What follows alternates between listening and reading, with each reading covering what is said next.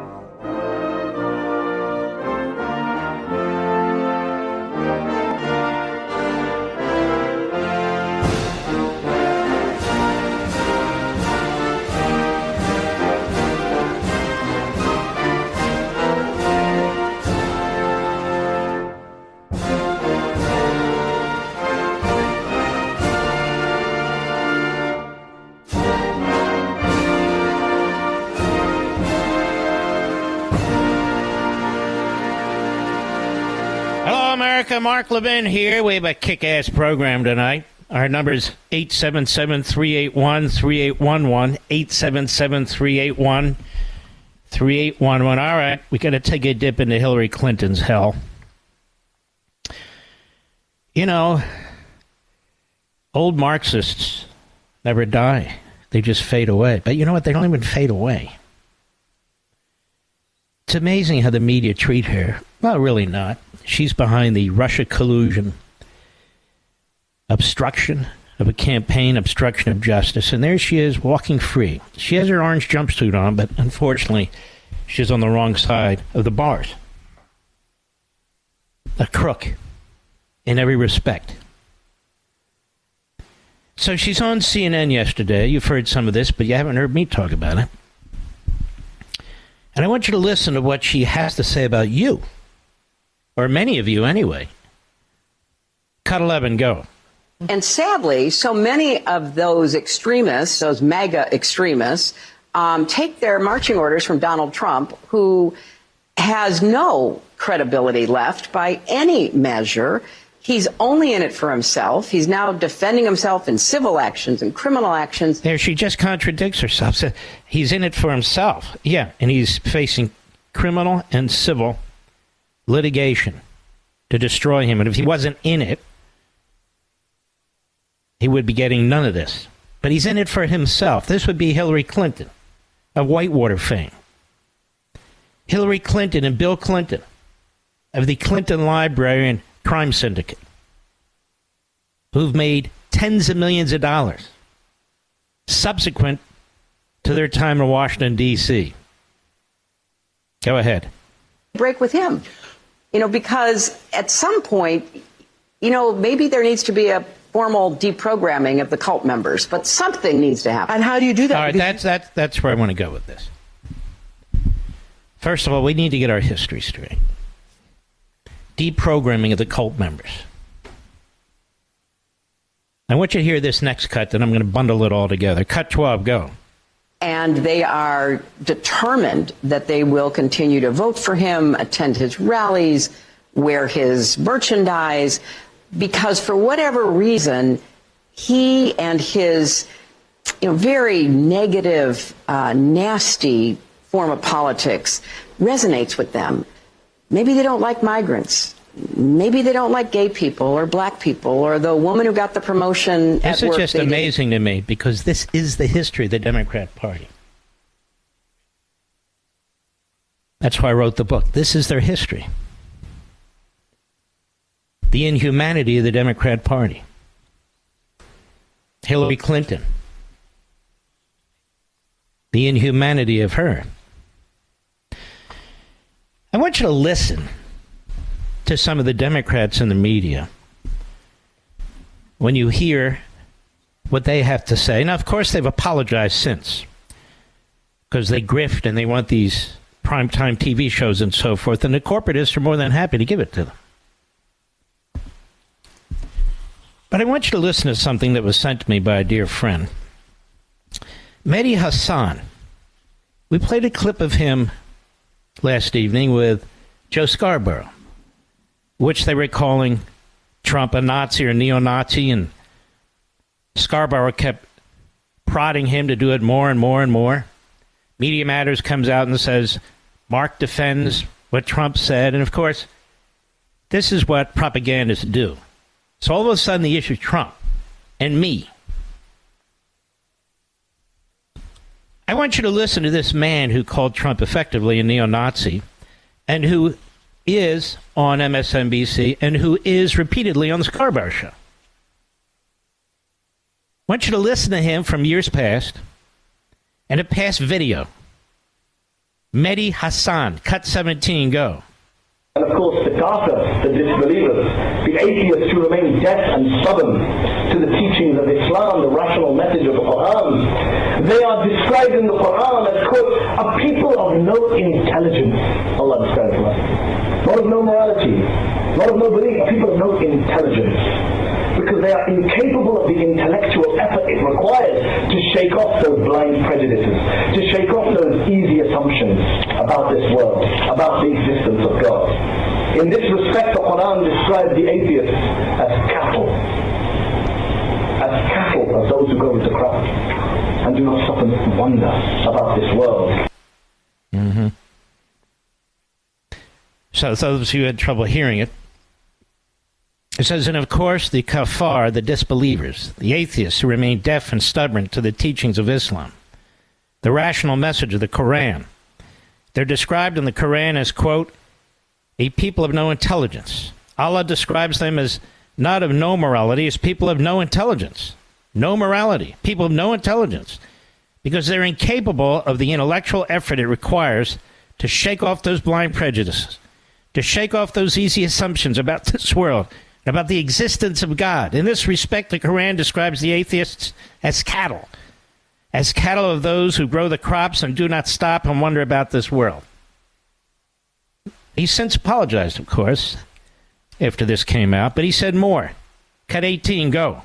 All of these ulama unanimously agree that at the very minimum, if Yazid was not a kafir, then at the very minimum, he was a fasir, a transgressor, a breaker of Islamic laws, a corrupt individual, a tyrant, a killer, a drunkard, a dog lover, a music lover, a homosexual, a pedophile, a sexual deviant, someone who slept with his own mother, astaghfirullah. These are their views of these ulama in their books, not my view. The non-Muslims. It is amazing how bigots like this are able to recover, isn't it? And get prime slots on MSNBC. It's amazing. They don't have to shamelessly, tail between their legs, walk off the public stage and never to be seen again. No. Then we go to Joy Reid at professorwatchlist.org, but you can find this everywhere and anywhere. Host of the show on MSNBC. She was a visiting professor, may still be at Howard University. During the riots in the summer of 2020, following the death of George Floyd, Reid has claimed there is zero evidence that any of the destruction was connected to the movement. She has claimed that when there was any violence, it was inflicted by white supremacists and Trump supporters. She reported that there was a significant presence by BLM activists at over 95% of the riots during the summer of 2020, resulting in at least 47 deaths and over $2 billion in damages. Reid has referred to Justice Clarence Thomas as Uncle Clarence, a reference to the racial epithet Uncle Tom when discussing his court rulings. Following the 2017 congressional baseball shooting, Reid and her guests mocked the victims for holding insufficiently liberal positions, and she accused Louisiana Congressman Steve Scalise of racism while he was fighting for his life after the attack. In 2018, blog posts were unearthed from Reid's old website that contained inflammatory language, bigoted statements, links to conspiracies that accused the United States government of plotting the 9/11 terror attacks. She alleged that many members of Congress were secretly gay and openly mocked Jews. Once the blog was unearthed and began receiving media attention, Reid initially acknowledged that she'd written the post and apologized for her, quote, bigoted remarks. But once additional posts surfaced, Reid reversed her position, claimed that she'd never written the blog post to begin with. Reid claimed on national TV that she, quote, genuinely does not believe that, unquote, she wrote the posts, and alleged that her blog was hacked. After cybersecurity experts confirmed that there was little evidence of Reid's blog ever being breached. Yes. She's taught a class titled Covering Race, Gender, and Politics in the Digital Age, and plans to teach more journalism. Students how to navigate, quote, partisan and political division. I won't bother you with her actual texts. And then there's Al Sharpton in the same network. All three of these people, and worse. Al Sharpton. All these people are embraced by Joe Scarborough, Mika Brzezinski. All these people are embraced by Mediaite and Media Matters. All these people are embraced by the Democrat Party. But it wasn't always that way. Look what I found. March 20, 2000. By my calculation, about 23 years ago. Joe Scarborough then was a Republican. He was a member of Congress. And he proposes a resolution. House Congress Resolution 289. And he introduced it in the House, condemning the racist, anti-Semitic views of the Reverend Al Sharpton. Whereas the Congress strongly rejects the racist and incendiary actions of the Reverend Al Sharpton, whereas the Reverend Al Sharpton is not me, this is Scarborough, condoned anti-Semitic views, and that protesters from the Reverend Sharpton's National Action Network have referred to members of the Jewish faith as blood-sucking Jews and Jew bastards, whereas the Reverend Al Sharpton has referred to members of the Jewish faith as white interlopers and diamond merchants, whereas the Reverend Al Sharpton was found guilty of defamation by a jury in a New York court, whereas to this day the Reverend Al Sharpton has refused to accept responsibility, expresses no regret for defaming Mr. Pagons, whereas the Reverend Al Sharpton's vicious verbal anti-Semitic attacks directed at members of the Jewish faith, and in particular a Jewish landlord, arising from a simple landlord-tenant dispute with a black tenant, Scarborough wrote, incited widespread violence, riots, and the murder of 5 innocent people.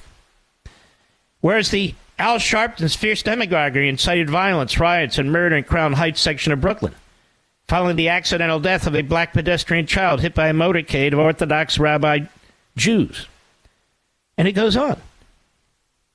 This was written by Joe Scarborough. Now, if he believed that Al Sharpton incited these violent events that resulted in deaths, then why is Al Sharpton on MSNBC, and why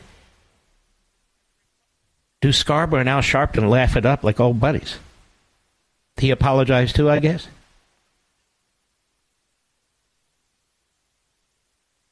These are some of the most vile of the people who have platforms on MSNBC. There are others too. But they want you to believe it's MAGA Republicans, that the Republicans have lost their way, that the Republicans are the racists and the bigots and the anti-Semites. Really? Well, I'm not done. Hillary Clinton believes you should be reprogrammed. All the talk about Nazis, that's Nazism. That's fascism. That's autocracy. I don't want to address this when we come back. I'll be right back. Mark Levin.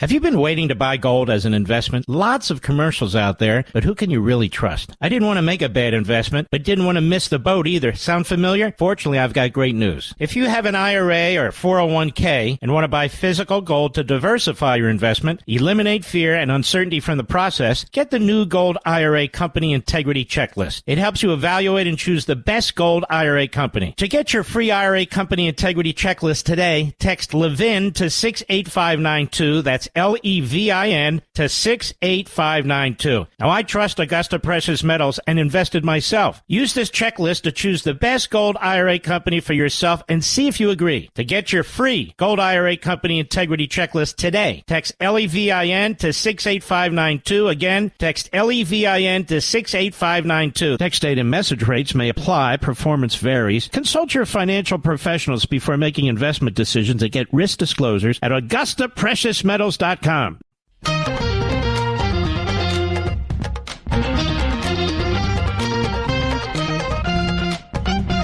only president to round up tens of thousands of Americans and put them in concentration camps was Franklin Roosevelt, a Democrat.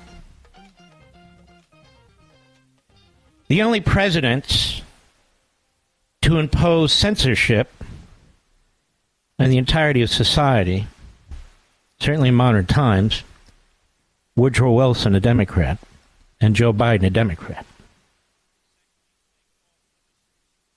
Mikhail Heller, an author and scholar who was raised in the Soviet Union, as I write in my book, The Democrat Party Hates America.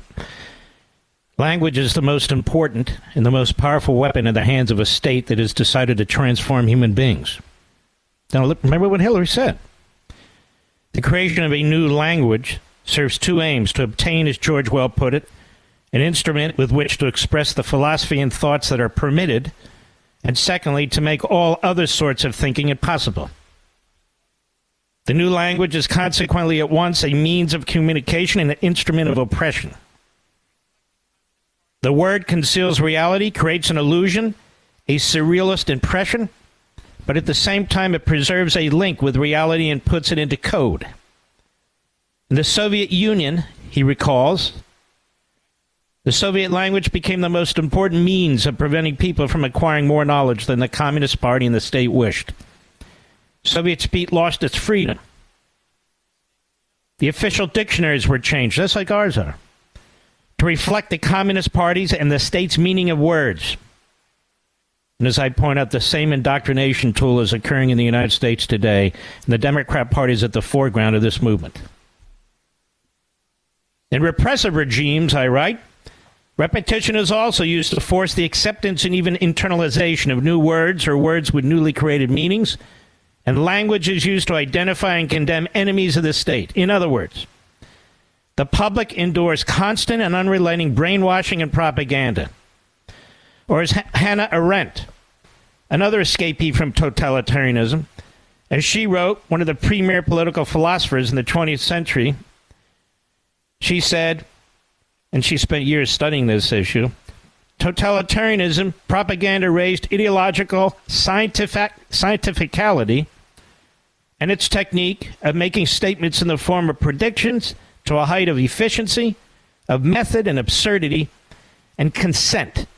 Because demagogically speaking, there is hardly a better way to avoid discussion than releasing an argument from the control of the present. In other words, just call people names, make it a fact, do not allow a contrary point of view, and here's Hillary Clinton. Here's Hillary Clinton talking about deprogramming of the MAGA cult, just the language they use. Who's the neo-Nazi? They are. Have you been waiting to buy gold as an investment? Lots of commercials out there, but who can you really trust? I didn't want to make a bad investment, but didn't want to miss the boat either. Sound familiar? Fortunately, I've got great news. If you have an IRA or 401k and want to buy physical gold to diversify your investment, eliminate fear and uncertainty from the process, get the new Gold IRA Company Integrity Checklist. It helps you evaluate and choose the best gold IRA company. To get your free IRA Company Integrity Checklist today, text Levin to 68592. That's Text LEVIN to 68592. Now, I trust Augusta Precious Metals and invested myself. Use this checklist to choose the best gold IRA company for yourself and see if you agree. To get your free Gold IRA Company Integrity Checklist today, text LEVIN to 68592. Again, text LEVIN to 68592. Text date and message rates may apply. Performance varies. Consult your financial professionals before making investment decisions and get risk disclosures at AugustaPreciousMetals.com. Mark Levin, America's passionately cerebral voice. Talk with that voice now. 877-381-3811. Hillary Clinton is an autocrat. She's an autocrat, and that's why she's a Democrat.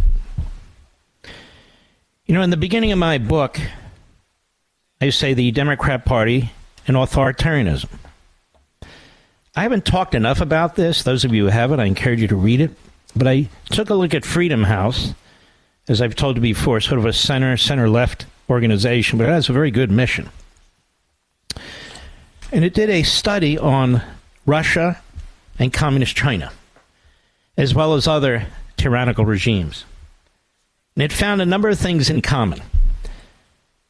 For example, that declared that, quote, the 21st century has been marked by a resurgence of authoritarian rule that has proved resilient despite economic fragility and occasional popular resistance. Modern authoritarianism has exceeded where previous totalitarian systems have failed due to refined and nuanced strategies of repression, the exploitation of open societies, and the spread of illiberal policies in democratic countries themselves. Now, they wrote this for Communist China and Putin's Russia, but it applies to the Democrat Party 100%. The leaders of today's authoritarian systems devote full-time attention to the challenge of crippling the opposition without annihilating it, and flouting the rule of law while maintaining a plausible veneer of order, legitimacy, and prosperity. We see this every day. Every day. What else? They note that the rewriting of history for political purposes is common among modern authoritarian regimes. Well, that's an easy one. They say modern authoritarianism has a different set of defining features. They include state or oligarchic control over information on certain political subjects in key sectors of the media, which are otherwise pluralistic. With high productive values and entertaining content, independent outlets survive with small audiences and little influence. This pretty much defines the massive corporations behind MSNBC, CNN, and the rest of the phony media. They're free to do what they want, which is spread propaganda on behalf of the state and the Democrat Party. Not a dime's worth of difference among them. The Freedom House report notes that a number of countries have undertaken a refashioning or rewriting of history to buttress the legitimacy and aims of the current government. Joe Biden has done that in spades.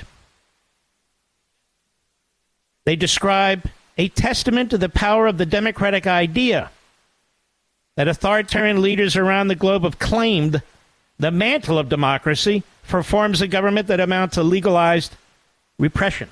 We hear this come out of Joe Biden's mouth constantly. This whole phrase, MAGA extremists and so forth. They write about the illusion of pluralism. They say, yet just as with other democratic institutions, modern authoritarians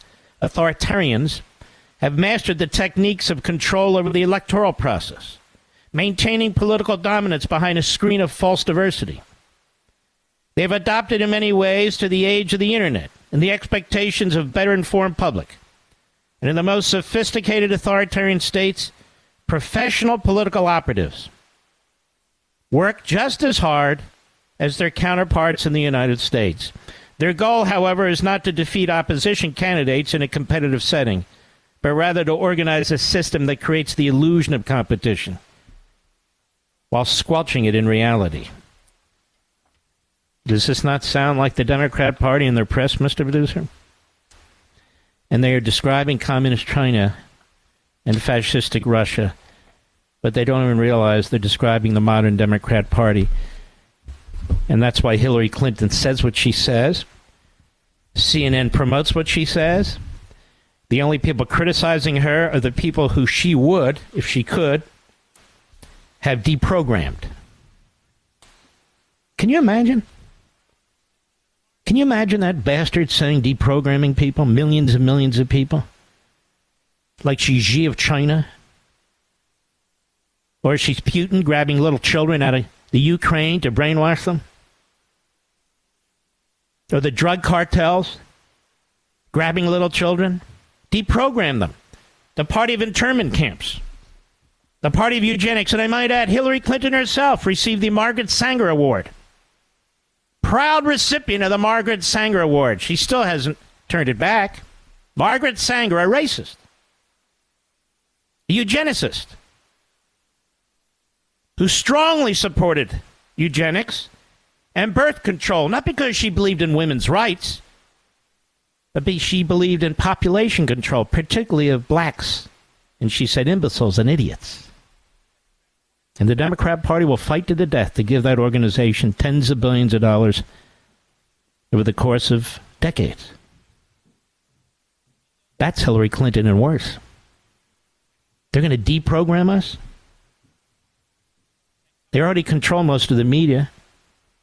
Before Elon Musk, who I consider heroic, they controlled all of the major social media platforms.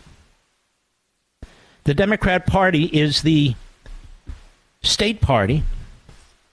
It puts out its arguments. It puts out its press releases. We go through the motions of having a free press that really questions a Democrat administration. That covers up for a Democrat administration, whether it's the laptop or 1,000 other things. Conversely, that tries to destroy any opposition. We talk about Donald Trump and what they've done to him. Let us be clear, let me be clear, and I've said it for months. They've been on the attack with Ron DeSantis, relentlessly. Relentlessly. And his wife, Casey.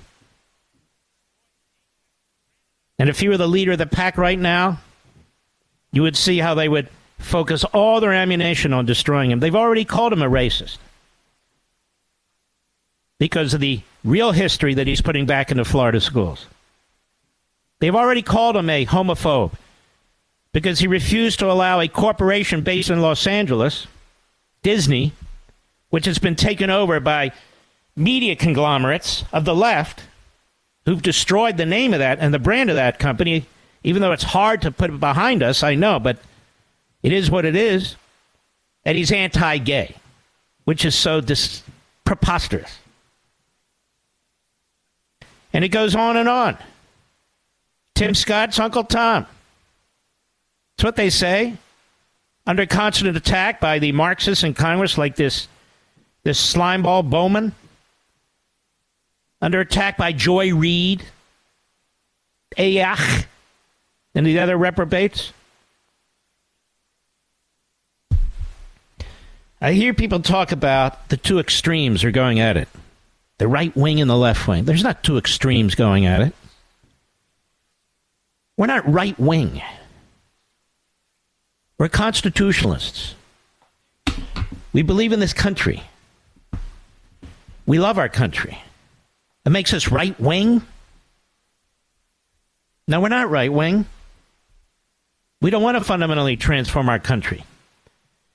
But how dare you stand up to those who are? Whether it's parents, whether it's pro-lifers, whether it's police officers, military personnel who refuse to take vaccines. How dare you speak out? How dare Democrat public officials switch to being Republicans? After which their reputations are destroyed, or at least the attempt is made to destroy them. How dare you? You need to regurgitate what's fed to you. The only party attacking free speech in this country is the Democrat Party, and they always have. The only party attacking the free exercise of your faith, religion, is the Democrat Party, and they always have. The only party that attacks truly peaceful protests is the Democrat Party. Ask the pro-lifers who've been thrown in prison for protesting in front of abortion clinics. That's exactly where you want to protest if you're a pro-lifer. Not in front of the local bakery. Ask the parents who go to school board members wondering if there's FBI infiltrating, looking over their shoulders with a hotline over there at the Department of Justice. Ask them how they feel. The Democrat Party, widespread censorship, now found by 2 different courts, a district court and a circuit court, the likes of which we haven't seen since Woodrow Wilson, and before that, the Civil War. But this is even worse. Civil War and World War I, there is no war. Don't give me Ukraine. That's not the point.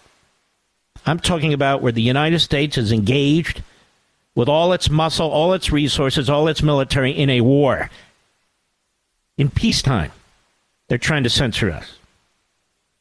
They send their lawyers out to destroy our voting systems, to change the laws in violation of the Constitution, regardless of what John Roberts has to say. In violation of the Constitution.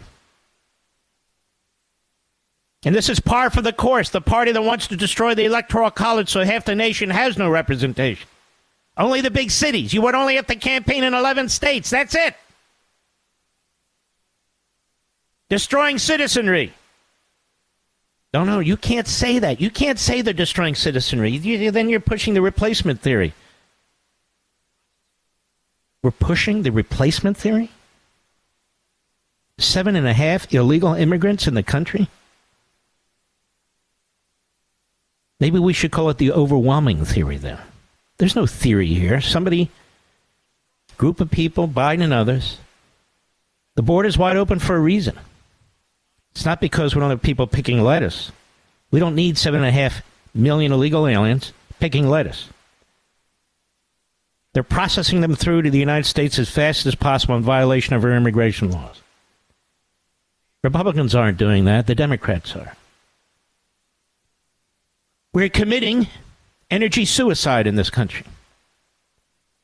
We're destroying the magnificent availability of natural resources to mine them, to develop them, and to use them for we the people.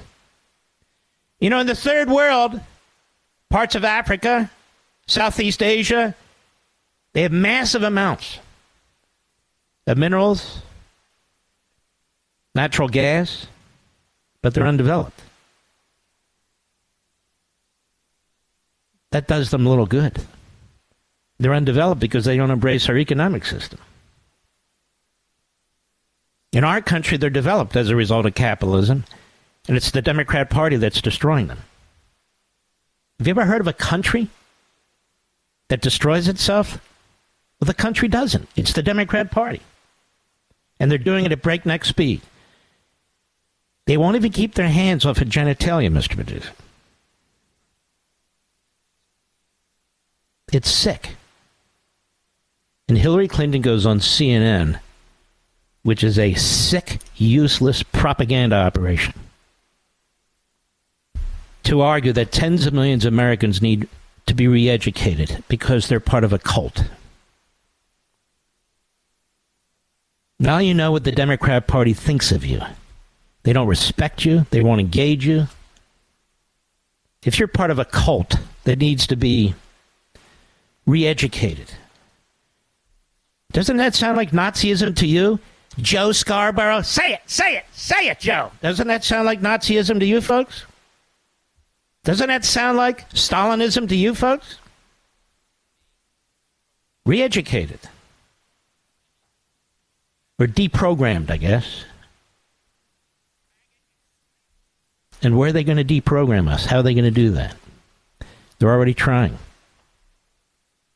They're already working on it. Books, so-called news, even commercial TV. Look at some of these commercials, these corporations. You're being deprogrammed, meaning reprogrammed, meaning you either agree with them You must be part of the MAGA extremists who need to be deprogrammed. We're not picking these fights, America. We don't even know where they're going to come at us tomorrow. They're coming at us in every direction. They won't leave our children alone. They won't leave our homes alone. They won't leave our automobiles alone. They won't leave our books alone. They won't leave us alone. And they've unleashed holy hell in 1,000 different ways against us, whether it's crime in the streets, whether it's politically bomb-throwing judges, IRS agents, inflation, soon massive energy shortages. We didn't ask for this. We're not picking any fight with anybody. We're trying to defend ourselves, defend our family and faith in our country, and defend ourselves from impoverishment. I'll be right back. Mark Levin.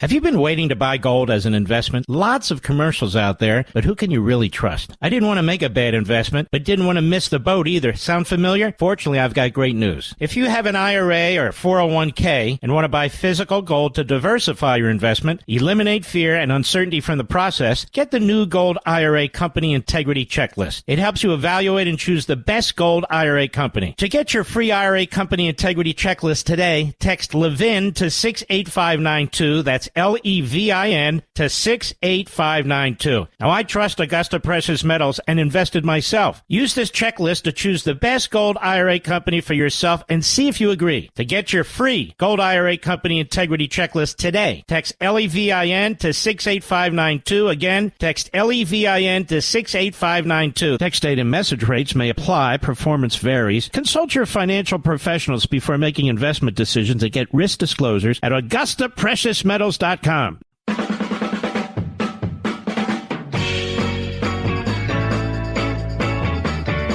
This book, The Democrat Party Hates America, is the kryptonite to Hillary Clinton and all these bastards. I take a paragraph or two here and there and I read it to you and we have a discussion about it. Wait until you consume the whole thing. Mark, I don't like to read. Well, we did an audio for truckers and other people who drive, and maybe they don't have the time or the interest in reading, but I've tried every way possible to get this message out. If we don't get this message out, this is one of the reasons I'm so disgusted with the Republicans. I have to tell you, this is what we're up against. Totalitarianism. This is totalitarianism. Pure and simple. And I have one of the conservative friend of mine, Capitol, said, I'm not voting to change that rule where one member can vacate the chair. So what the hell's wrong with these guys? With their little rules. Oh, I want my rule. Oh, I have to have my rule. The other party's gobbling us up with the rules. They're worried about, hey, I want my rule. They need to put their damn egos aside. Stop printing for the cameras.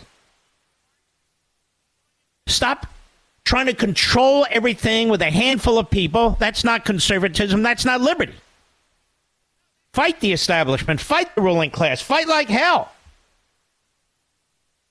But when we have some sort of staccato victories, I'll call them, a little victory here, a little victory, take them and run with them. And then expand on them and build on them. One at a time. Go, go, go, go. Not this. Where you join in with the Marxists. You join in with the people who want to deprogram you. Oh, that's telling them. No, that's stupid. The Democrat Party hates America. It shows it every day. It shows it in every way. Why do you think Barnes & Noble won't promote this book? Why do you think? Why do you think not a single corporate media news platform has talked about this book, but they'll talk about, oh, Casey Hutchinson, you know what she said? Oh, yeah, what? The guy down the hall? Yeah. His name, Ernie Grabatsky, yeah, he had hemorrhoids. Oh, my God, there it is on page 7. Oh, that's really big. Oh, that's fantastic. Stick with it, folks. Ideas do stop revolutions and cause revolutions. They stop revolutions and cause revolutions. I'll be right back. This segment of the podcast is exclusively sponsored by Pure Talk. Pure Talk offers great coverage and can save your family money on your wireless bill every single month. Go to puretalk.com to find the plan that's right for you. Thank you again for listening, and thank you so much for this sponsorship, Pure Talk. He's here. He's here. Now, broadcasting from the underground command post, deep in the bowels of a hidden bunker, somewhere under the brick and steel of a nondescript building, we've once again made contact with our leader, Mark Levin. Welcome, America. 877-381-3811. That's our number. One of the reasons you don't see a lot of trials out of the Department of Justice involving classified documents, full-scale trials, is because a defendant has an absolute right to defend themselves against accusations about classified documents and the material that's contained within those documents. I mean, how can you defend yourself if you don't? Only the government gets to look? Only the judge gets to look, but the person whose liberty is on the line, whose reputation's on the line, they cannot, and their lawyers cannot, and you can't duke it out in the courtroom. The whole point of criminal procedure or civil procedure, but in this case criminal procedure, is to lay out all kinds of rules. Yes, to ensure that the government can make its case, but mostly to protect the defendant.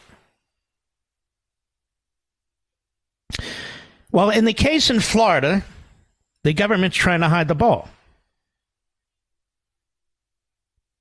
It will not allow, and thus far has not allowed, the defense, Donald Trump and his co-defendant, and their attorneys access to information that they need and that they must be free to bring up in open court in front of a jury. It is the jury that's going to make the decision of guilt or innocence. And so when you're a prosecutor and you bring over 40 charges in an indictment involving the Espionage Act, you can't then say, well, you know, this stuff is so secret. It's so unbelievable. We can't show it to the defendant. He's the former president of the United States, ladies and gentlemen. He's already seen it.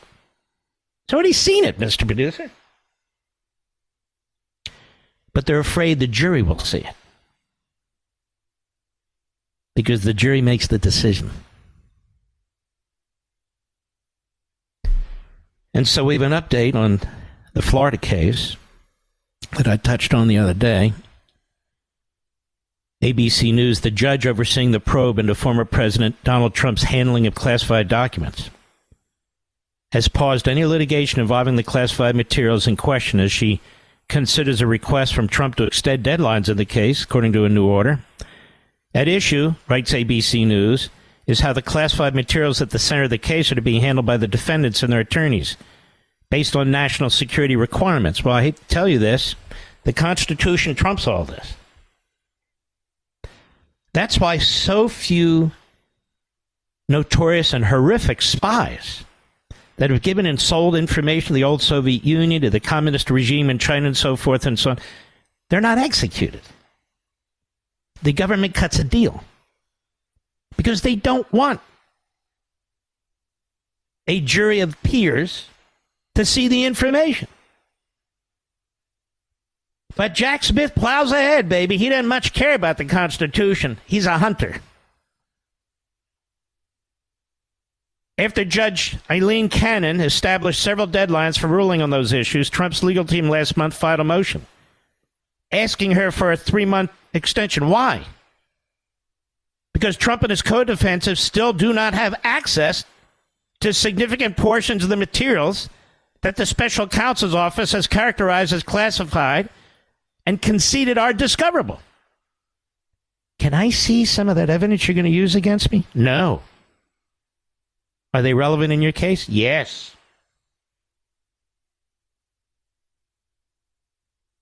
Much less the additional classified materials to which President Trump is entitled following an anticipated discovery litigation.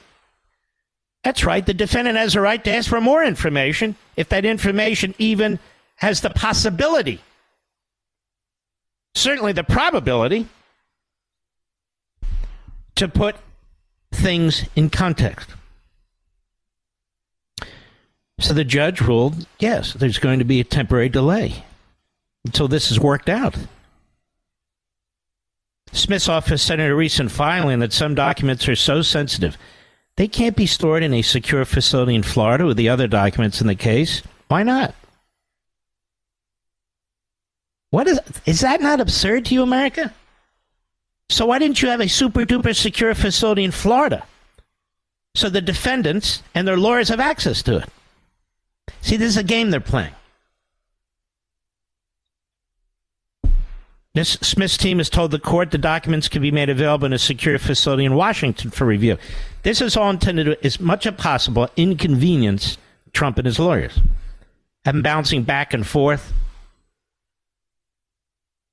between Florida and Washington, D.C. Let's say they look, they get on a plane, they head back, they go, wait a minute, I didn't get this, I didn't see that. You understand? So the government's trying to control access to evidence that it says is crucial, access and control over the courtroom. This judge is a very, very good judge.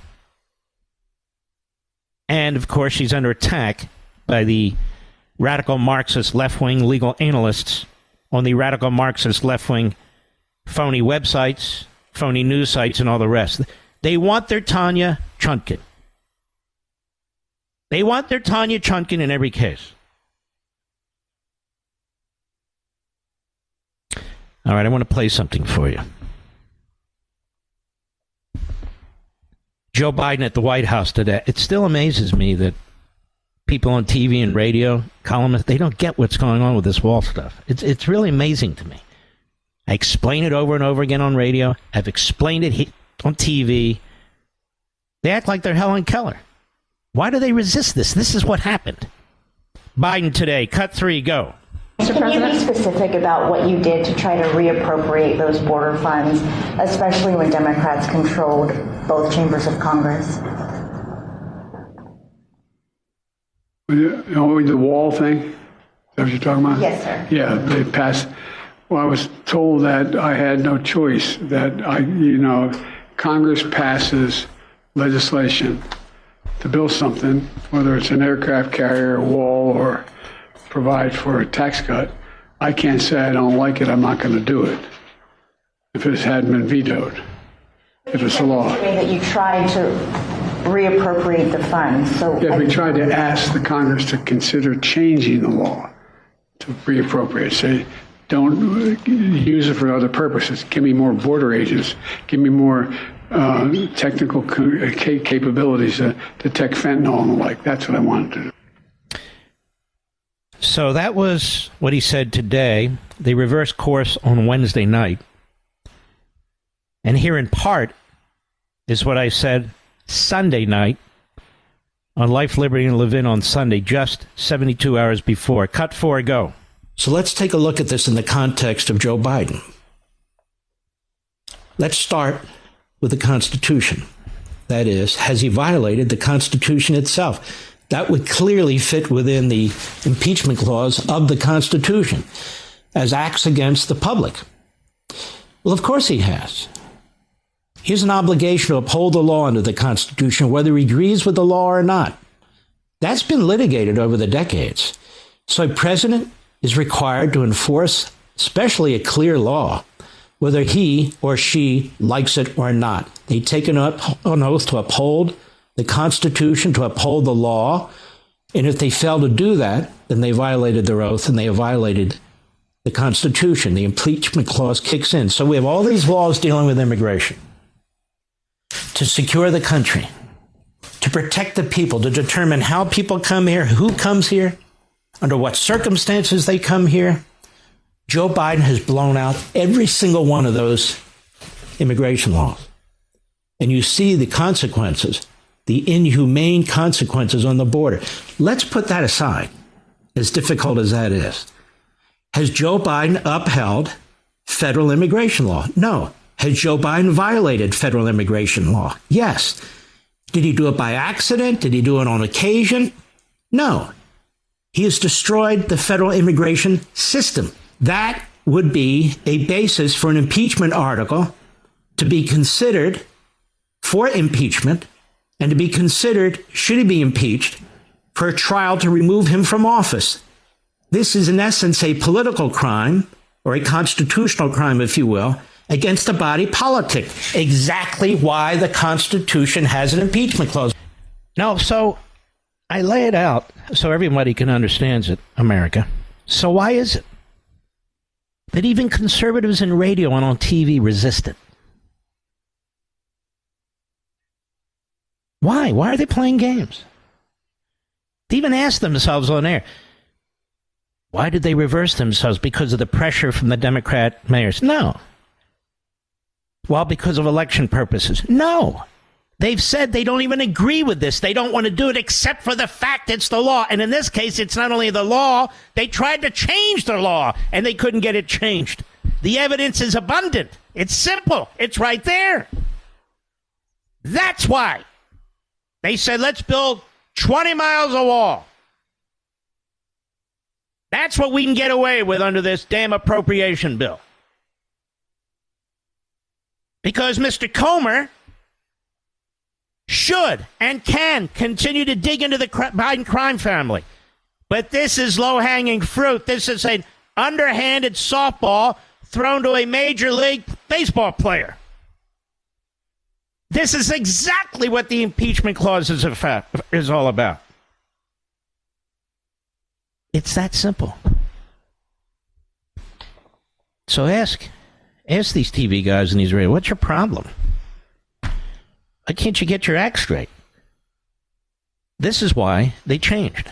He keeps saying it because they told me I have to do this. They told me. His lawyers told him if he doesn't want his ass impeached on this, he better sign this damn thing. And so they violate 26 environmental laws, people say. They're not environmental laws. They're regulations. And he can violate all of those all he wants because his government, the executive branch, puts out these regulations. But he cannot violate this law. And he was. That's what happened. I'll be right back. Mark Levin.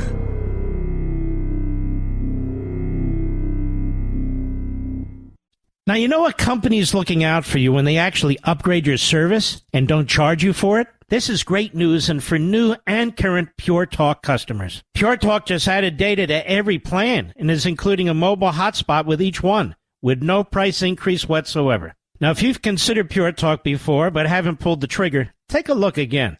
Just $20 a month for unlimited talk, text, and now 50% more 5G data, plus mobile hotspot. Just $20 a month, folks.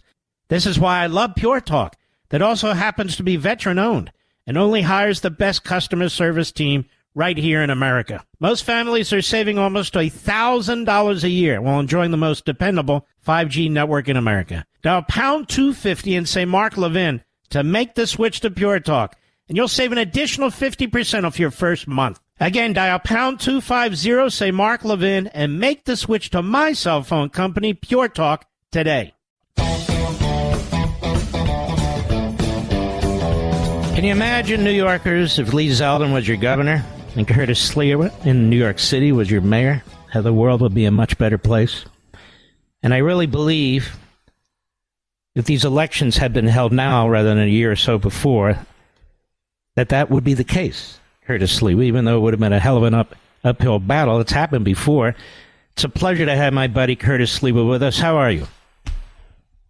Not good, Mark. I see my country being invaded. I see people being told to act like sheep, that they don't know what to do because we have to depend on the sheep herders. And I've just decided, with all the anger welling in my soul and every membrane of my body, that we're fighting back now. We are contesting these areas where they're bringing the illegal aliens in. We're having acts of civil disobedience. We're saying no to the illegal aliens. We believe in legal immigration, taking care of Americans first. And we want to take these illegal aliens and send them all to Washington, D.C., and let their papachulo, Joe Biden, deal with it. He created this mess, put it right on the National Mall between the Washington Memorial and Lincoln Monument, and let him deal with the mess that he's created in this country. Of course, Rehoboth Beach might be a nice spot to put it, too. Although he's walled in his house now, the Secret Service has. Give us an example. Give the nation an example of what you're doing. You say disobedience and so forth. What are you doing to confront this? What's happening is, you notice our mayor, Eric Adams, swagger man with no plan, is off on a junket in South America to learn why there's an illegal alien problem. You can learn that right at the border if you spend a few days, or right in the city of New York where they're flooding in. And he should have met with Governor Abbott last week when he was in New York. They could have agreed to disagree on other issues, but it's clear Governor Abbott is overwhelmed like so many border cities, so many border states, and we have a lot in common that we could have used against the federal government to force them to do their job. So we've taken the attitude, okay, forget the politicians. We've gotten the mothers, the grandmothers. We surround these facilities. We make life miserable for anyone living in these facilities, and we tell them, look, go to Manhattan. In Manhattan, they give you hotel rooms, they give you culturally appropriate food, they give you motorbikes, they give you everything that you could never have imagined that you would get in coming to America. So if you have to put them in one place, put them in Manhattan where the people seem to want them, and we lead the protests. We're the rebels in all the other areas, and we're starting to get people contacting us now from throughout the country. Chicago, other urban areas that have proclaimed themselves to be sanctuary cities and sanctuary states. They're saying, why can't we do it the way Curtis Sliwa is doing it in New York? Organize the people and put the politicians on the sideline and make sure no harm comes to these illegal aliens. They're just political pawns, but really ratchet it up and make sure that these illegal aliens and this invasion ends. You're all over New York City, including in some fairly impoverished areas. We have a majority-minority. Are people in these areas starting to understand that this is being done to them purposely by this administration? And by that, I mean the administration in New York as well as the one in Washington, D.C.? Mark, they see it clearly. First, you have the African Americans who have been forsaken. You see that not just in New York, you see that in Chicago and Philadelphia, all the cities where they're busing in these illegal aliens. And now African Americans are saying, why are we being put to the back of the bus? We have some real needs. We have veterans living in the streets. We have our own homeless who are in shelters. Some hold your thought right there. Problems. You know radio. I've got a hard break, but I don't want to miss this. This is important. And what you're doing is crucially important. Curtis Sliwa is a good man. He's a good friend, and we will be right back. Now, you know a company's looking out for you when they actually upgrade your service and don't charge you for it? This is great news, and for new and current Pure Talk customers. Pure Talk just added data to every plan and is including a mobile hotspot with each one, with no price increase whatsoever. Now, if you've considered Pure Talk before but haven't pulled the trigger, take a look again. Just $20 a month for unlimited talk, text, and now 50% more 5G data, plus mobile hotspot. Just $20 a month, folks. This is why I love Pure Talk, that also happens to be veteran-owned and only hires the best customer service team right here in America. Most families are saving almost $1,000 a year while enjoying the most dependable 5G network in America. Dial pound 250 and say Mark Levin to make the switch to Pure Talk, and you'll save an additional 50% off your first month. Again, dial pound 250, say Mark Levin, and make the switch to my cell phone company, Pure Talk, today.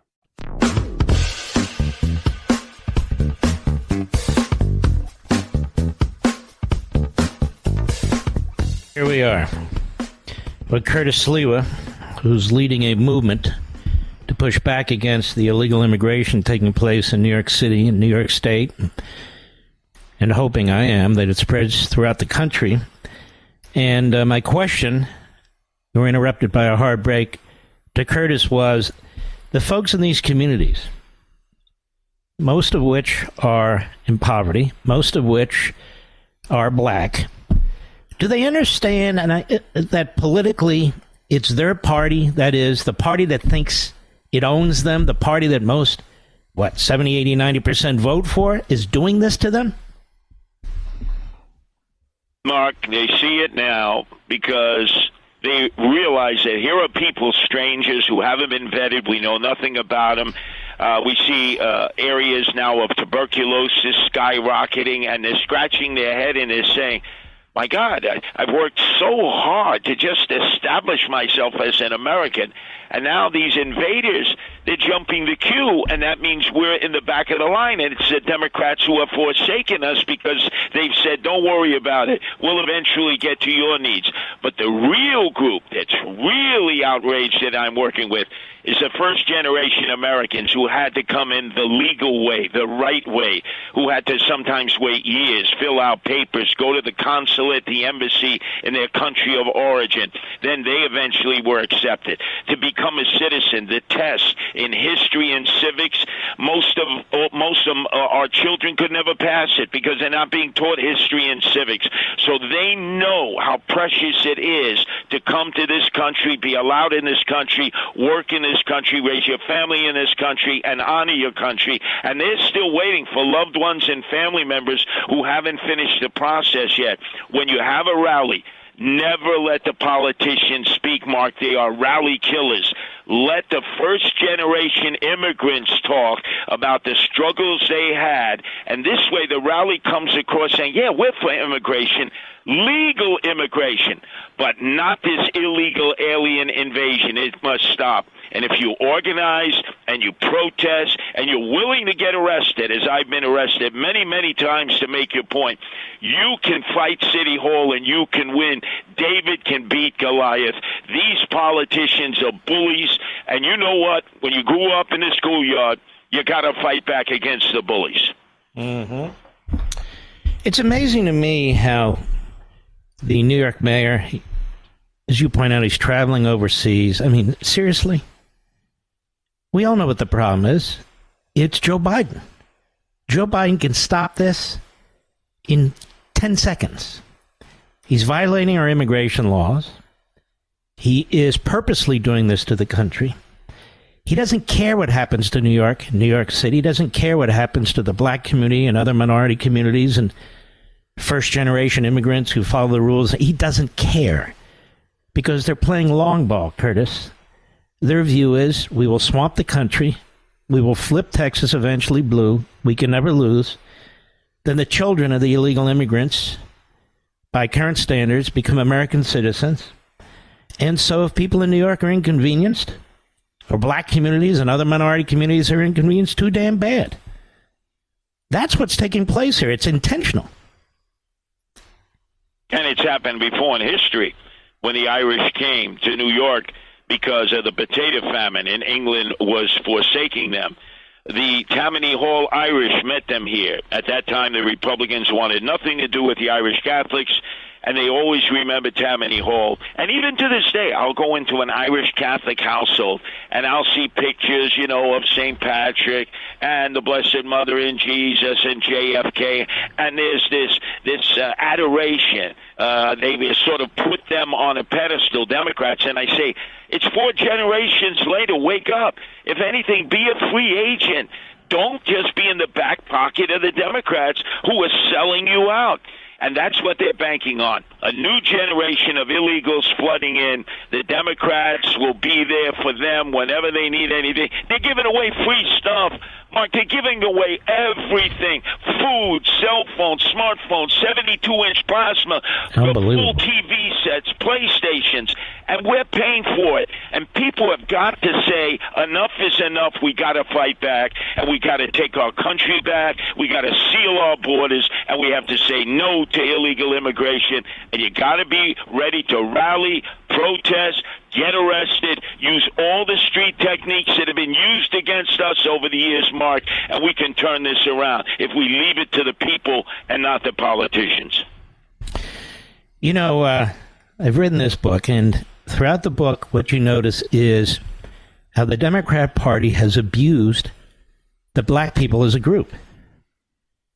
They've abused them in horrific ways. They've used them in horrific ways.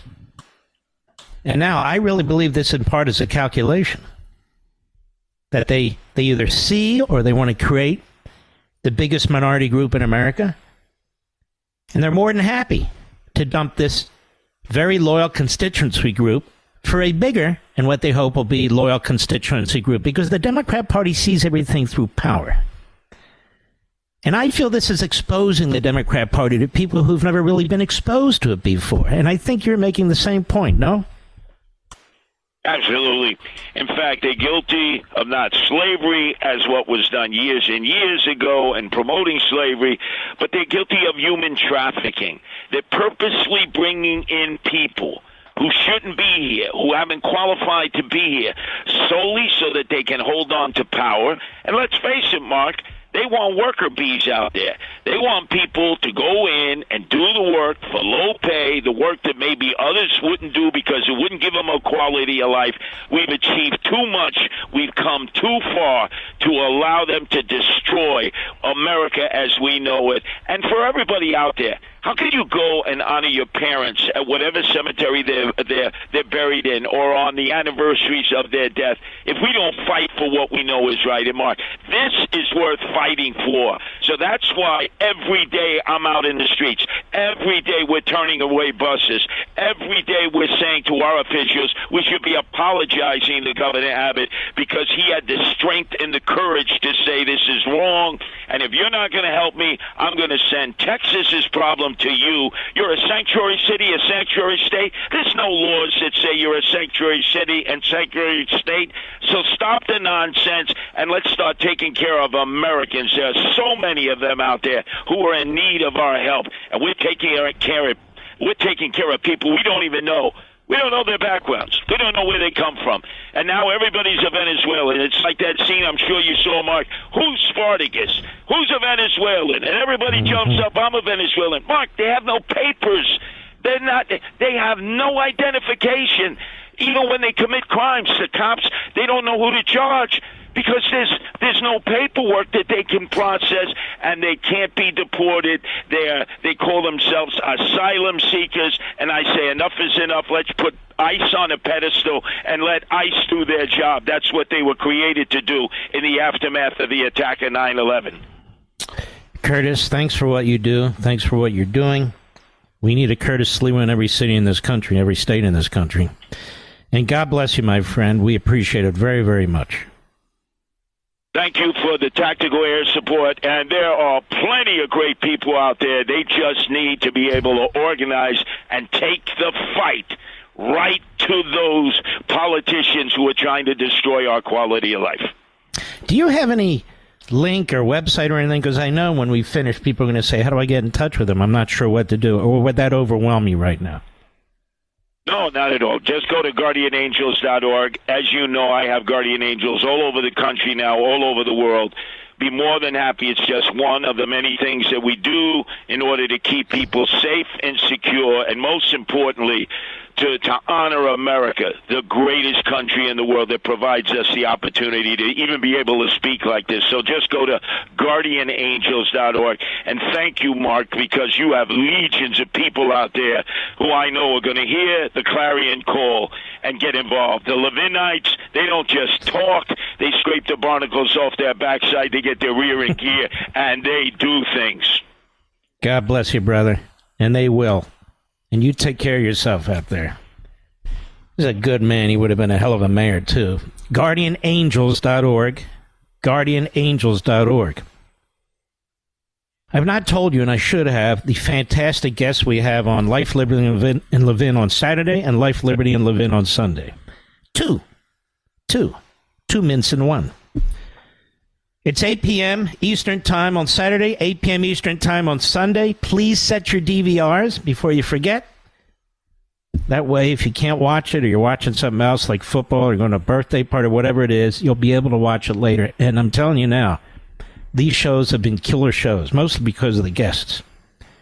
But I've got some killer monologues, or what I call opening statements. On Saturday, we're going to have the great Leo Terrell and Brett Baer. His book is unbelievable on George Washington. I'm a fan of this kind of history. So we'll have a chat with Brett about that. And on Sunday, another killer monologue. And my guest is Newt Gingrich, the former speaker, and Thomas Massie, probably the gold standard when it comes to conservatism/libertarianism, but more conservatism in the House of Representatives. He doesn't take a backseat to anybody. But he also doesn't get the attention he deserves. So we'll take care of that. So Saturday, 8 p.m. Eastern Time, 5 p.m. Pacific. Sunday, same thing. Same time, same place. Different show. Same format. I'll keep doing it as long as you want me to. And when you stop, I'll stop. I believe in doing what the audience wants to hear. I don't mean substantively, but the way in which we do it. And you'll find all these programs are a mix of history and law and economics and current events. I find them, I hope you do, very entertaining, compelling, even intriguing. It's a different kind of TV. It's not a conga line of guests. It's not hit and miss. It's a couple issues, sometimes one issue, and we really dig into it. And you seem to like it because it's different than anything else on TV. The kind of TV I used to watch, but for some reason only exists on Life, Liberty, and Levin. So I hope you check it out. Again, Saturday, 8 p.m. Eastern. Go ahead and lock in your DVR. Sunday, 8 p.m. Eastern. Or watch us live. I think you'll love that, too. I'll be right back. Mark Levin.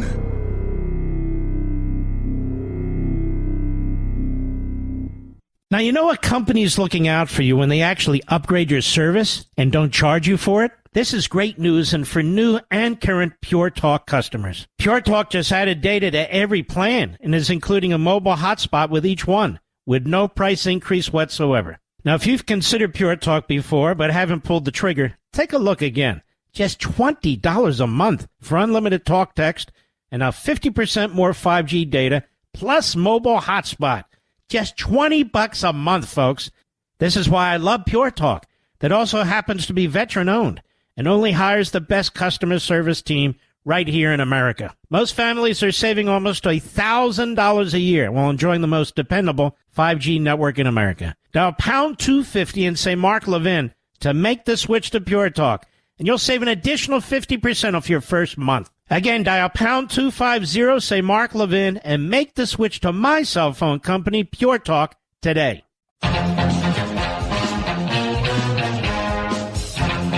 Next hour, we need to have a heart-to-heart talk about this economy. There's a report, and I believe it's accurate. New data reveals a crash not seen since Great Depression could hit in 2024. It's not a certainty, but things aren't lining up well, and I want to get into that with you so at least you can think about it, talk to your family about it, maybe prepare for it in certain ways.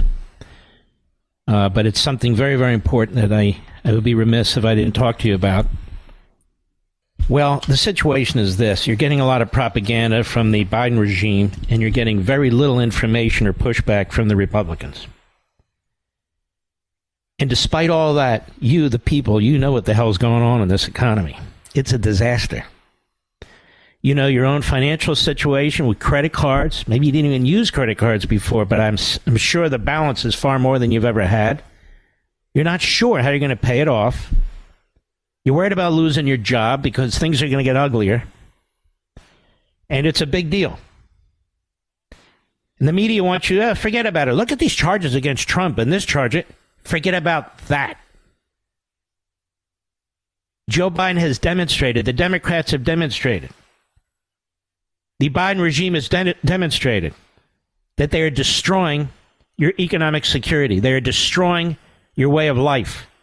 They are impoverishing you. And they're not done. They're trying to force you to purchase more and more expensive products in your home.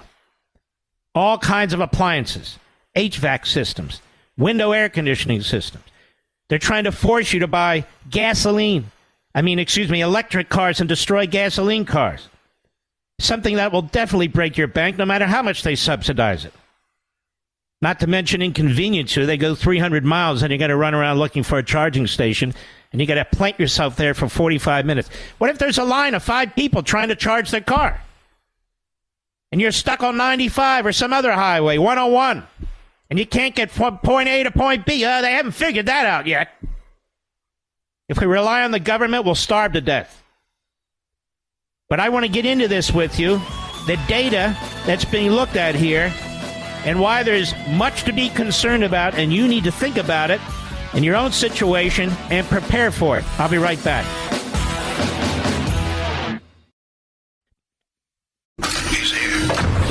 He's here. Now, broadcasting from the underground command post, deep in the bowels of a hidden bunker, somewhere under the brick and steel of a nondescript building, we've once again made contact with our leader, Mark Levin. Hello, America. Mark Levin here. Our number, 877-381-3811, 877-381-3811. This is a very important piece here from Fox Business. It's not your typical article. And it is both informative and a warning, and you got to take it very seriously. By Justin Haskins. New data reveals a crash not seen since Great Depression could hit in 2024. If the White House and Congress don't cut spending soon, the results could be catastrophic. Well, they were going to cut 30%. But a little group stopped them. As the White House continues to tout the alleged achievements of the president's Bidenomics agenda, a growing amount of data indicates that a gigantic economic crisis could be right around the corner. I'm not making predictions. I'm conveying this to you. Most disturbingly, one important economic indicator that's currently flashing hasn't appeared since the 1930s during the height of the Great Depression. Now you know why this caught my attention this morning. If the White House and Congress do not cut inflation-causing government spending soon, the results could be catastrophic. And that includes the Republicans in the Senate, by the way. Here's the historical context. In 2020, during the height of the coronavirus government lockdowns, President Trump and the Democrat-led Congress spent vast amounts of money to keep the economy, financial system, and stock market afloat. Trillions of dollars in additional government spending occurred, all of which was financed with debt and money printing. The never-before-seen levels of money creation were fueled by policies set by the Federal Reserve, which encouraged Congress to spend more money and kept interest rates extremely low, despite warnings from economists about the threat of future inflation. Now, when Joe Biden entered the White House in January 2021, it appeared that the economic crisis caused by the pandemic lockdowns would end soon. A COVID-19 vaccine had been developed. Many states had already started reopening or preparing to reopen their economies. But rather than return to spending to normal levels, Biden and congressional Democrats, with the blessing of the Federal Reserve Board, opted to keep government expenditures significantly higher than they had been prior to the pandemic. The decision to continue high levels of government spending, coupled with the Fed's choice to keep interest rates low and the fallout from the crisis in Ukraine, caused, meaning the economic worldwide from Russia invading Ukraine, caused inflation to soar to levels not experienced in 40 years. Prices for nearly all consumer items, from eggs to milk to gasoline, skyrocketed. In an effort to fix its mistakes and curb out-of-control inflation, the Federal Reserve started dramatically increasing interest rates in 2022, a policy that has continued to this day. Meanwhile, the Biden administration and Congress have kept government spending much higher than they were at pre-pandemic levels. As a result of these policies, the inflation rate has dropped, but not enough to deflate prices. Actually, it's increasing. Most consumer goods and services, as well as rent and housing prices, remain much higher than they were before the pandemic started. Incredibly, however, the money supply, the amount of cash, checkable deposits, and bank savings accounts have substantially decreased, meaning your assets, your liquid assets, have substantially decreased. That means even though prices are still going up, this is the key, even though prices are still going up, the amount of money available is continuing to go down for you, putting an unprecedented strain on American families.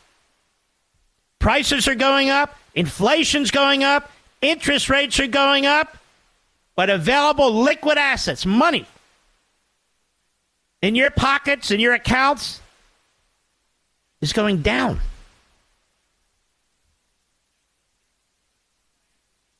The latest economic data shows the annual M2 money supply growth rate has been negative for the past 3 quarters, meaning the amount of money available is shrinking rapidly. In the past 110 years, the only other time Americans have seen the money supply drop this sharply was in the early 1930s during the height of the Great Depression. Now you know why I'm reading this to you. There is a significant difference this time around. Of course, in the 1930s, when the money supply annual rate turned negative, prices dropped as well. In our current situation, prices are still going up despite the collapse in the money supply. To the extent we're seeing it today, this has never occurred before. And let me just stop there. Because you don't keep spending like this in the face of inflation. You don't keep printing money like this in the face of inflation. At historic, unprecedented levels, without even a world war taking place. You can't keep borrowing and spending like this in the middle of an inflationary period, significant inflationary period. And by the way, as a footnote, but an important footnote, what did Reagan do about this to break the back of inflation? He comes in, you have mortgage interest rates at 13, 14%. We've never seen it before. You can get CDs at 16%. Well, the Fed raised interest rates and put the brakes on. But what did Reagan do? He slashed taxes. You see, Reagan felt if the interest rates are going to go up so significantly, people need money in their pocket. So Biden's response is to spend at crazy levels like never before in American history or world history. And Reagan's response was to try to get spending under control. The House was controlled by the Democrats. But in the meantime, slash taxes so people have money in their pocket. So you have money for research and development. So you have money for capital investment. So you have money to make the economy work. What else did he do? His first 2 acts coming into office, he eliminated price controls on natural gas. He eliminated price controls on oil. Why? To massively open up energy in the United States, because energy is the golden goose for an economy. We're doing the exact opposite. Joe Biden and the Democrats are shrinking our economy purposely. They're destroying energy independence that's been built up over the last 45 years. They're taking production, whether it's offshore, whether it's onshore, all across the country, out of production. They're doing all the wrong things because they don't believe in capitalism. They don't believe in the private sector. Let's continue. The reduced availability of money caused by the Fed's policies and the Biden administration's inflationary spending has created a dire situation for American families. Increasingly more people are eating into their savings and going into debt to cover basic living expenses like food, housing, and utilities. Survey data from the Fed shows the bottom 80% of income earners, representing the vast majority of Americans, now have less in real household savings than they did prior to the pandemic. The savings for top income earners will likely fall below pre-2020 levels within the next 12 months. The combination of higher prices, reduced availability of money, has caused people to depend on credit cards. And now credit card debt is higher than it's ever been in American history. It's topped over $1 trillion. Higher prices, more government spending and debt, lower levels of household savings. That's what Bidenomics actually looks like. The economy is walking on thin ice. If prices and inflation don't come down soon, something that can only occur if Congress and the White House reduce spending, then the U.S. is soon going to find itself in yet another massive economic crisis. If that occurs, I hope Americans remember who deserves the blame. I'll be right back. Mark Levin.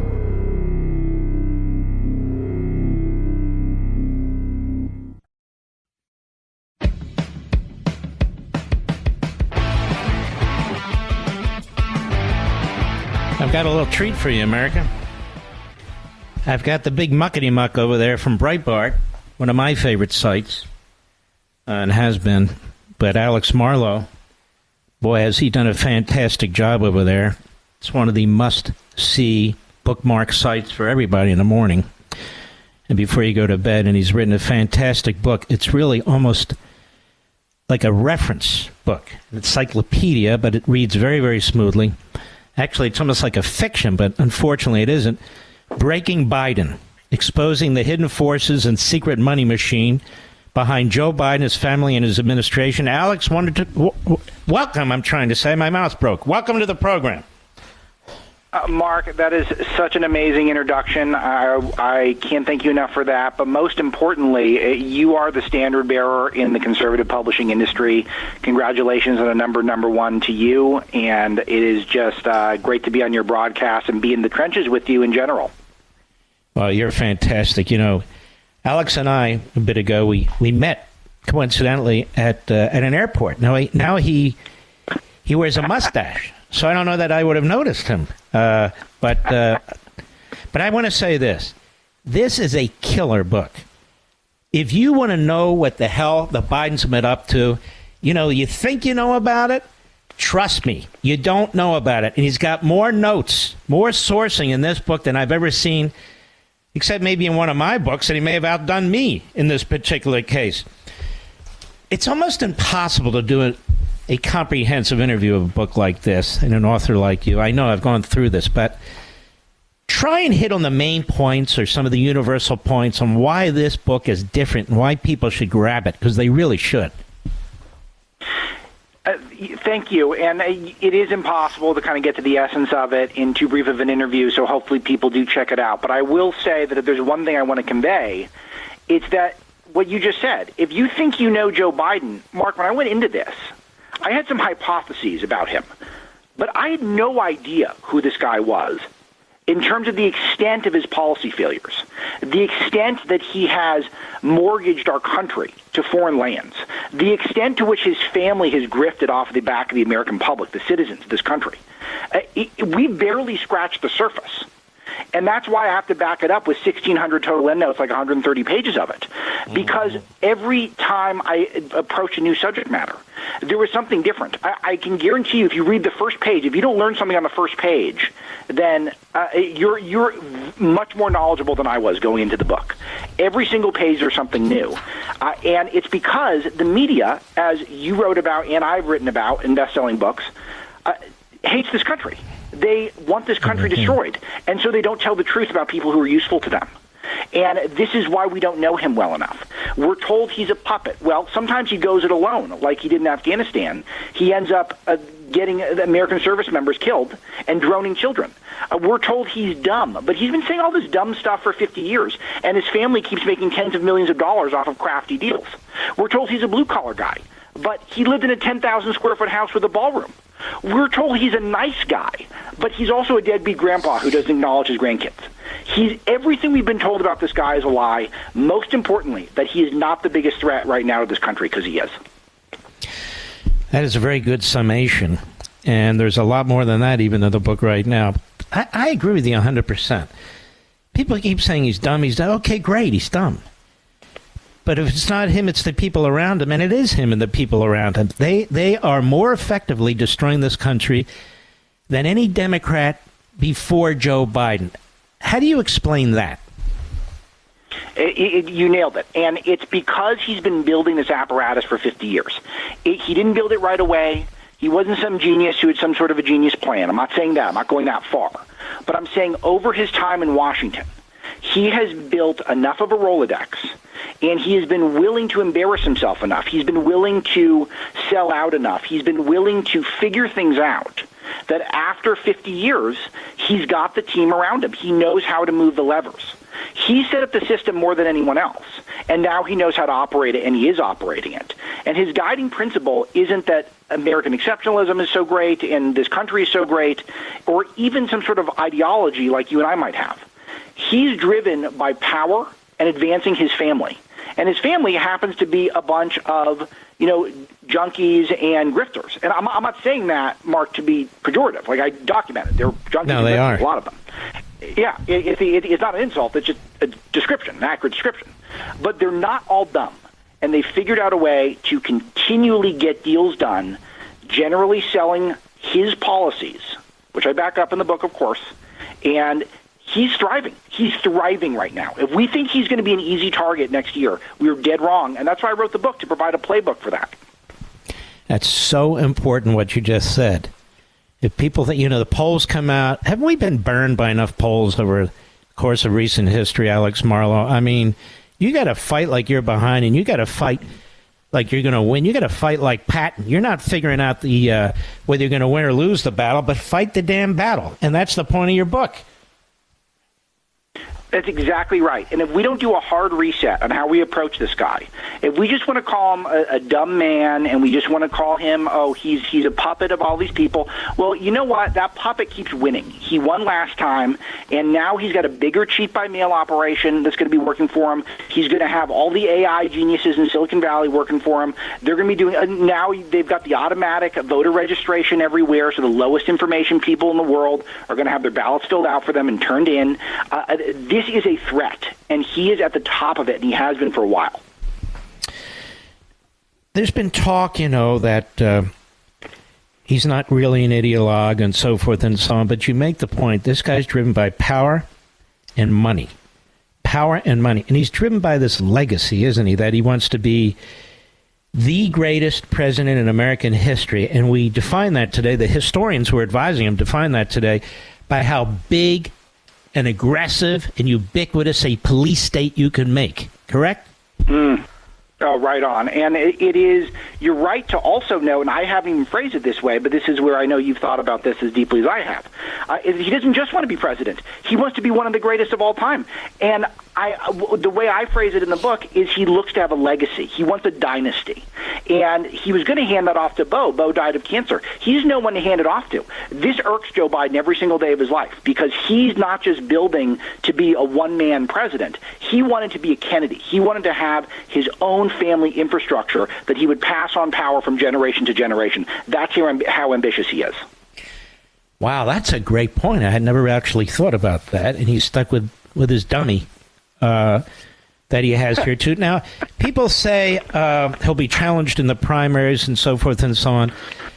He's not going to be challenged. He'll run again if he chooses to run, and nobody will stop him, correct?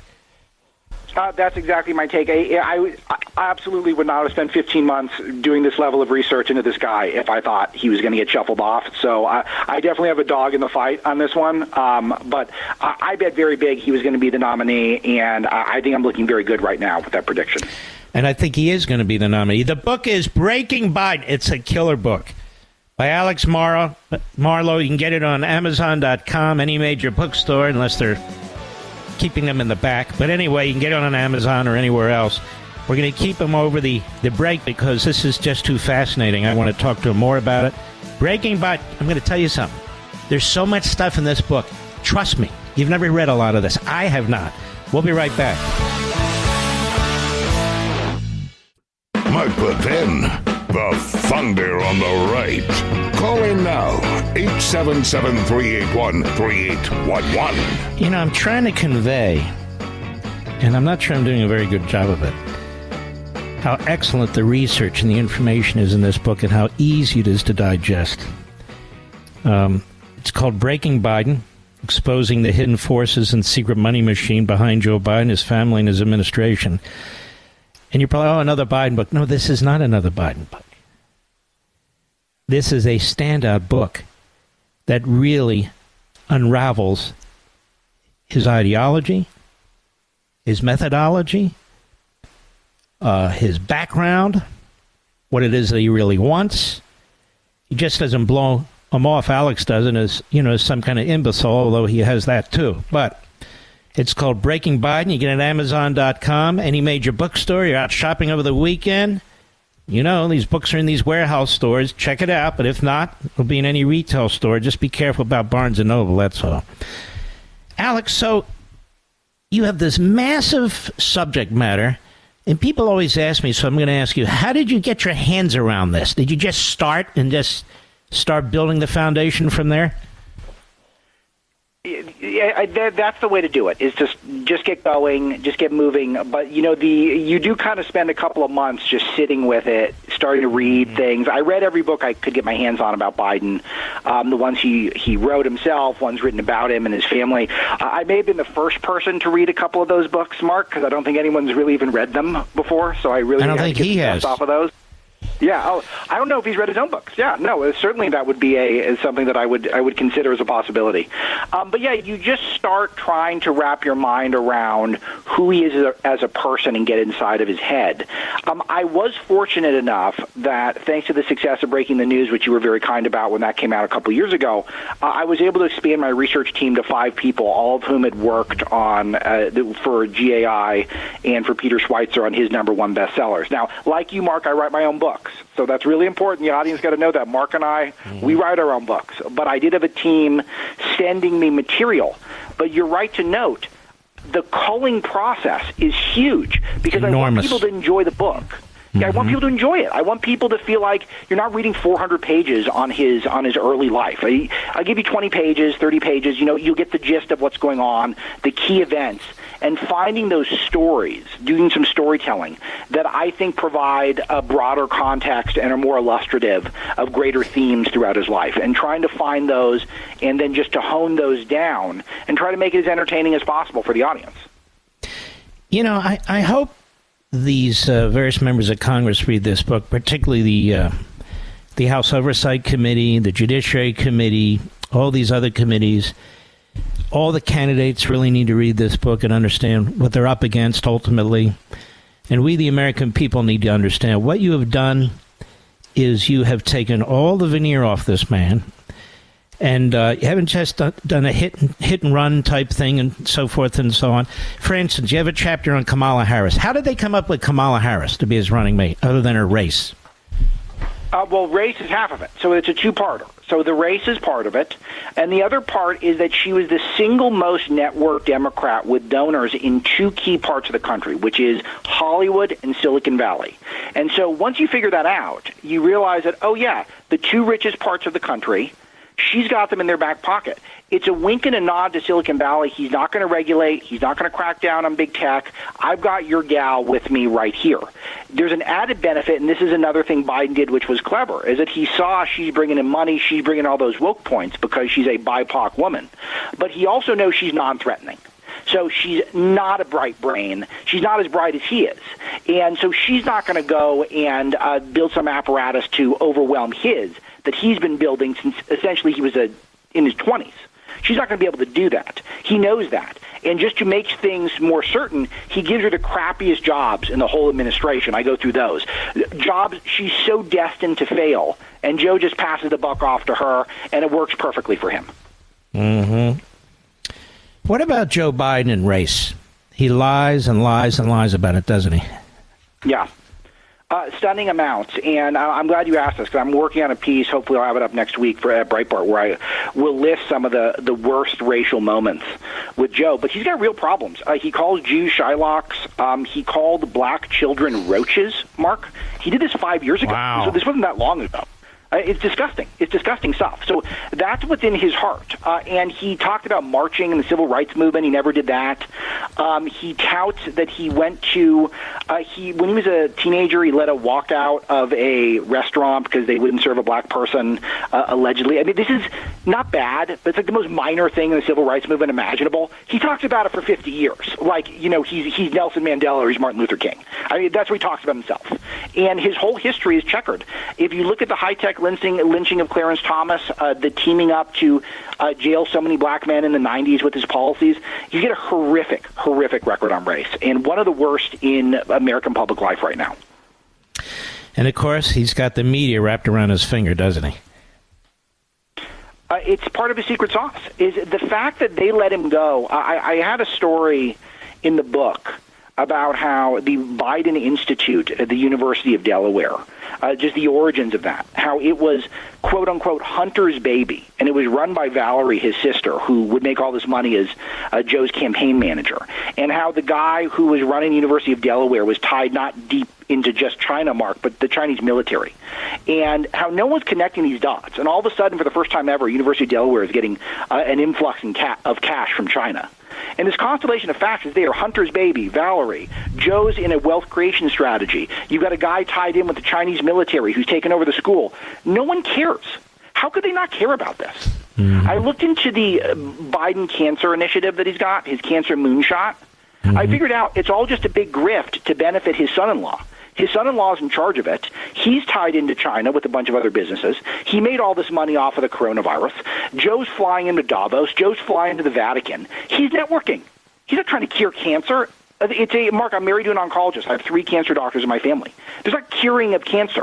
And Joe Biden's not going to do it with Ashley Biden's husband. It's not happening. It's all a big grift. And the media just allows for it to go on. And sadly, conservative media didn't do enough either. So that's where I'm stepping in, calling for the reset today. Folks, great book, Breaking Biden. You hear him, Alex Marlow. You can hear him on Breitbart. You probably do. He's in charge of that fantastic site. I've got a number of friends there, including Alex. Here's the thing, though. This election coming up and so forth, and all this is in the book, folks.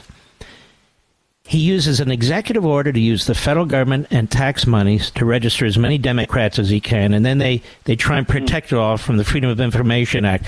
They have us, 1,000 times over on their ability to win elections and take elections, don't they? Oh, absolutely. And he's used basically every part of the bureaucracy that he can, and I list a number of them, and thank you for mentioning that, to try to make them get out the vote efforts. This is where this is not either he's not dumb, Mark, or he's staffing his staff with not dumb people. They get it. They understand that they're creating mechanisms to create a permanent majority. So one of the reasons why they're leaving the border open, and they're doing things to mend the rules to make it much easier for Democrats to turn in ballots. And that means all the great ideas you have in your book, all the great ideas I have in my book, it doesn't matter if everyone reads them if they've got the system already baked in the cake. And that's what I want to avoid. And we might have won election to figure this out, and which is why we need to be engaged right now. I don't think it helps when these guys are fighting on Capitol Hill and they pretend what they're fighting over is big potatoes. I'm just being honest with you. I mean, the public watches that. Some of these people, not to drag you in, obviously it's not in the book. No, you can't. Written before. It's fine. And I watch these guys, and they don't even take a win, a 30% cut. So all the propaganda, all the media is these guys can't manage. The Republicans are so inept. They're so incapable. They're so disorganized. I'm even talking about the conservatives. It's just it's frustrating as hell, is it not? It absolutely is. And you go through, and I have a few moments in the book where I call out some conservative entities for not being conservative, and there's definitely some things that conservatives passed in the Biden years that they shouldn't have. But it is frustrating sometimes when I feel like you're trying to get the word out about the Democrat Party, which does hate America. I'm trying to get the word out about the worst president ever, at least since the Civil War. And feel like the entire news cycle is overwhelmed by Republican infighting over who knows what. I'm not saying some good can't come of it one day, but I'm just saying I don't want to miss the boat here, and we're about to. We're about to miss it. We're about to miss the opportunity. I agree 100%. All right, folks, listen. That's only 2 segments. You really ought to grab this book, Breaking Biden. You can get right on Amazon right now. They'll deliver it to you tomorrow by our buddy Alex Marlow. They do a fantastic job at Breitbart. And he wrote the book. They had a tremendous research team. And you're going to love this book, I promise you. Breaking Biden by Alex Marlow. Brother, It's an honor. Thank you for coming on the program. And Mark, it means so much to me. You're an inspiration to me, and I know all conservative authors. All right, my man. You be well. Have a great weekend and good luck today. Go on there, folks, and grab it. I'll be right back. Mark Levin.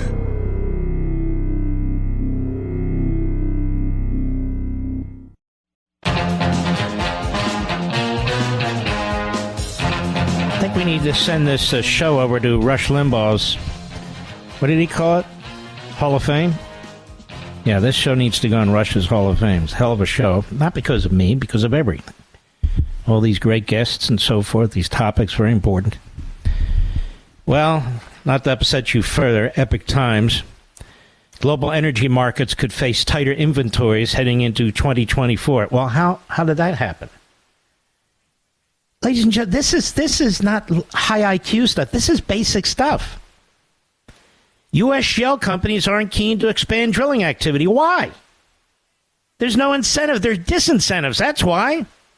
And the world's largest oil cartel isn't bolstering production. So now we're again being blackmailed by OPEC. Same with cars. Electric vehicles. Who controls most of the material that goes into those batteries in the core? The communist Chinese. So we're going to rely on them for our transportation. We're going to rely on them for our energy, which means we're destroying ourselves. We're committing suicide. Not you and me. These bums in the White House. And this stupid damn party, the Democrat Party, that does hate America. My advice is go to Amazon.com and grab 2 books. The Democrat Party Hates America. Grab Alex's book, Breaking Biden. You have something very worthwhile to read at a very, very good value. We go to America every Friday in honor of you. Here we go.